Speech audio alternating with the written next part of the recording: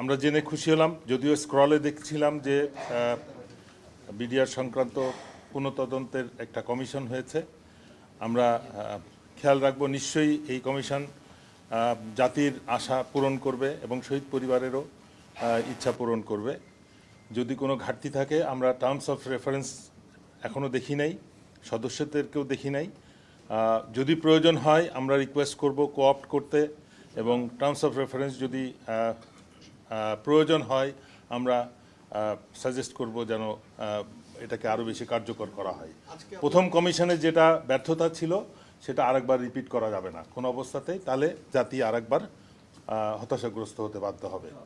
এবং আমাদের শুধু না, বিডিআর এবং আর্ম ফোর্সেস এবং বাংলাদেশের সার্বভৌমত্ব রক্ষায় আমরা মনে করি যে বিডিআরের এই তদন্তটা সুষ্ঠুভাবে হওয়া উচিত, যেন জাতি জানতে পারে কারা এই ঘটনাটা ঘটিয়েছে, কে এটার ইন্ধনদাতা, কে অর্থদাতা, কারা কারা ইনভলভ ছিল পরিকল্পনাতে, কারা এই তদন্ত প্রক্রিয়ায় বাধা দিয়েছে এবং যারা আইনি কার্যক্রমে বাধা দিয়েছে, যারা প্রকৃত দোষী তাদেরকে ছাড় পেতে পালাতে সাহায্য করেছে, আবার যারা কম দোষী নির্দোষ তাদেরকে শাস্তির আওতায় এনে একটা জাতিকে একটা চরম বিশৃঙ্খলা এবং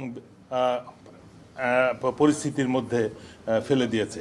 সুতরাং আমি আশা করব যে এই কমিশন বর্তমান যে পরিস্থিতি হচ্ছে অত্যন্ত সৌহার্দ্যপূর্ণ পরিবেশে আমরা এবং এটা সুষ্ঠুভাবে তদন্ত করতে পারবে বলে আমার বিশ্বাস।